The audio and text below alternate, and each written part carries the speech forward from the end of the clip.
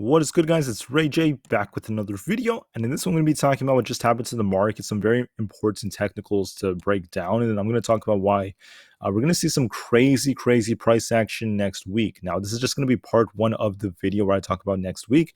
For tomorrow's video, I'm going to break down something else very huge about SPY and some bigger levels you got to watch for, because once again, next week is going to cause a massive move. Now, before I break anything down about all this information and talk about what happened during the trading day and how things are looking going into next week, I do have to mention a couple of things before starting. Firstly, I am not a financial planner. Take none of this as financial advice whatsoever. And also, if you guys can, please smash the like button if you want to see more videos like this. It not only benefits me, it benefits the entire community as a whole. And finally, don't forget about the Moomoo link. The offer ends very soon. Put in $100 into the account and you're guaranteed 5 free stocks plus $100 in cash as a reward. The offer ends very soon, in just a couple of weeks. Check it out before they run out. With that out of the way, let's get on with the video. All right, so looking at SPY, this thing did something very similar to what I thought it would, but not exactly, right? So in my previous video, I talked about how we had to look for confirmation, and that would be getting a break above, a clean, strong break above 430 on SPY, and we'd likely see the thing squeeze and get a big push up. Now, it happened, but the bears came in and they caused a big rejection. They doubled down and the market ended up coming down a bit. We also saw SPY turn red just temporarily, but because of max pain and all the puts expiring, market turned around again and managed to close green, but we closed just under 430 after chomping around a lot for the last couple of hours. So it went from being a very volatile day to a very boring, slow day, and we closed green on SPY, Tesla, QQQ, and many other tickers. Market is still strong, but we didn't close above 430. But if anything, we did break it, so we do have potential to do so. And overall, we're looking like we're in a very good place for next week. Now, what happened in the morning? How come after we broke 430, we came right back down? I think that's a big question on a lot of people's minds. Well, you have to remember one thing, especially when you're trading. In the market, unexpected things could happen, and the market is not robotic in a way where it has to follow every single rule every single time. Meaning, just because, for example, SPY broke out, it managed to break above 430, that does not mean it can't come back below it, right? You always have to remember that. And that's why I always go over the levels and I always talk about these moves. Now, what I told you guys in the morning was we were looking really bullish in the morning. Looking at the technicals, they were suggesting a big move was coming. And in my video from yesterday, I told you the technicals looked very strong. So we got the big move, the big push up. And overall, it came very close to the resistance level I was talking about. My resistance zone was between, we had some resistance around this zone, and I got this number by looking at historical data, basically. Historical data is one of the best ways to understand where stocks can get rejected and what key zones are. But sometimes you have to use your own common sense to see more of them. There are always going to be more resistance lines that I can include because there's so many of them, right? There could be so many that are very hard to include every single time. And my chart's going to be way too messy if I include too many. But here's the thing, okay? We had resistance at 431.22 to 431.76. I called that out in the morning, and that's very close to where the top was. But notice how we just barely broke a little above it, and then we got rejected just under 432. So it's another psychological level. It was very close, not perfect, and we still got the rejection super close to the zone I talked about. So this rejection came, and then the market started knifing, because what happened was this was like a trap. They trapped a lot of people into just loading up on calls, thinking the market would just keep going. And they started shorting up here. The shorts piled in up here. We saw a lot of liquidity grabs in the very beginning, and then it just continued down here. But they started shorting up here very hard, and then we saw, once again, why 430 is tough resistance. Now, one of the things I told you guys was 430 is tough. The entire 430 to 431 zone is tough. It's very tough. It's not an easy resistance to break. Just because we get above it and we hold it for like an hour, that's still not a true confirmation that it's going to hold that forever. And what do I mean by that? Well, when we came down, we ended up breaking below it again. We couldn't hold it, right? And that confirms that, yes, we could break above it, but that does not mean that we're going to hold above it forever because of how shorting works. And then I told you guys, and this is what's very common, you have to remember that in the market, you're going to constantly adjust. You're adjusting and looking for what's working, okay? The strategies of using the 30-minute are not always going to work in every single phase the market's in, but for now it's working really well. So then I called out in my second video, which I released right here, watch these levels. I told you guys basically on the 30-minute time frame, watch the 50 EMA. Right, I called this out at 428.8 around there, and that's exactly where SPY managed to bounce and held up from there.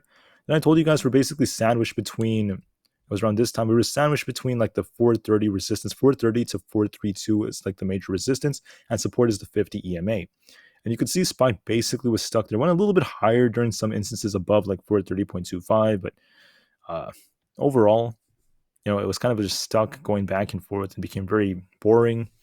And the market just closed like that. It sold off just a tiny bit at the end, as this is a Friday, but the shorts did not have enough power, abilities to crash this market, to crash us below the 50. Why was that? Here's the reason. Look at the options chain. When you look at the options chain, this tells a story. Whoops, let me just get this day right here. So the majority of people had puts. Max pain was 425 with the 1.93 put to call ratio which went up. So the shorts kept going in, and they were betting the market would continue to tank. So the market makers, and this is what I told you guys yesterday, the market makers are incentivized. They don't have to just push the market up in like every single second. They're incentivized to hold the market at high levels or push it up. It could be either one of those. And what did they do? They held the market up. We closed green again, just under 430. And as strong as the market makers are, they're not invincible. So, it's very hard to hold 430 now, right? A very tough resistance. And we closed just under it, very close to closing at it. I think they were trying to get 430, it just came a little short, which is okay. It didn't really bother them because, once again, max pain was 425. As long as we closed at 425 or higher, the market makers would come out on top. And they came out on top, as usual, right? This has been happening for the last 3 weeks. Again and again and again. And will this happen next week? Well, we have a lot of puts expiring, sure, but it's also OPEX.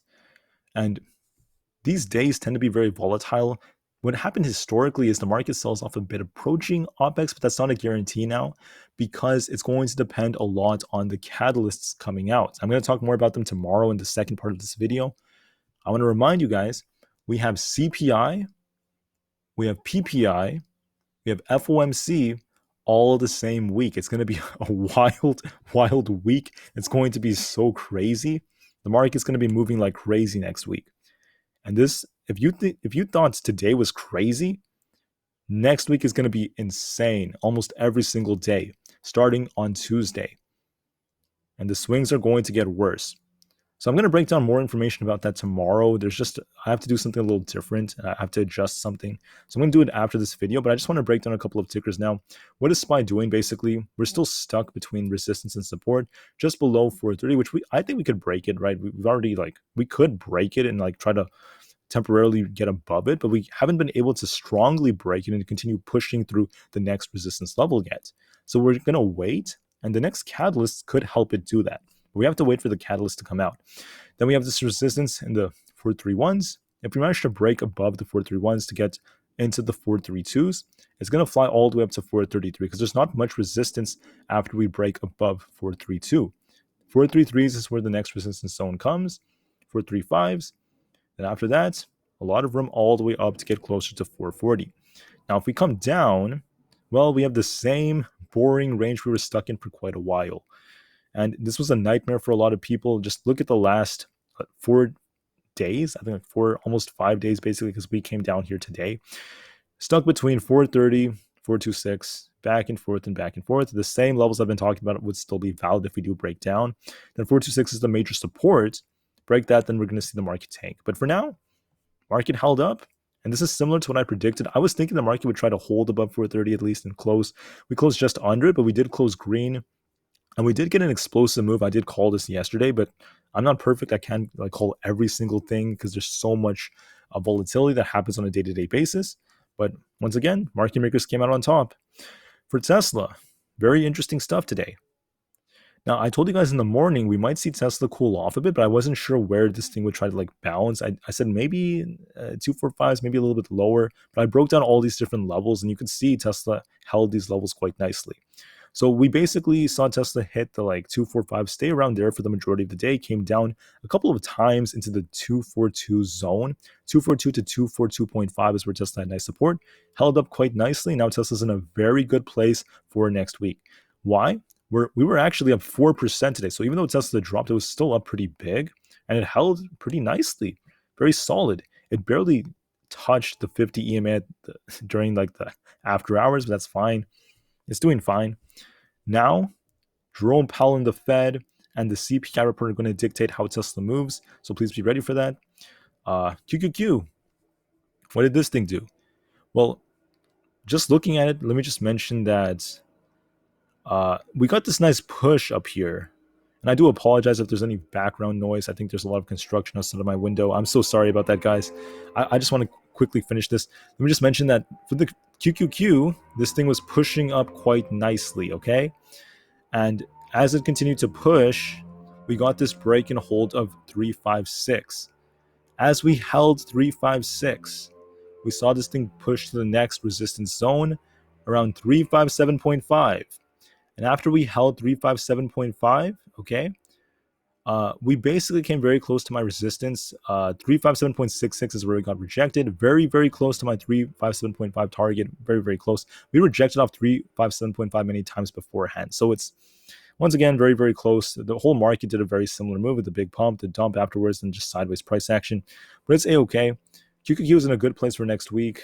Besides that, AMC was green. That's good. The VIX was a little green after the market dropped. There's not much else going on. I'm going to talk more about these other tickers later on, but basically, the market's in a very healthy place for next week. And now, I'm going to save the rest of this analysis for tomorrow because I'm going to break down something that may excite a lot of people about the next major supply zone on SPY. When you see this, what I'm about to talk about, you might get very excited because something big is about to happen, and I'm going to talk about it tomorrow. So watch for my video for tomorrow. It's going to come out at noon Pacific time, or about 3 o'clock p.m. Eastern time. And until then, I'll see you guys in the next one. Market to the moon, as long term is still very bright. Get ready. Something big is coming. And I'll see you guys very soon to talk about it. Thank you, and peace out.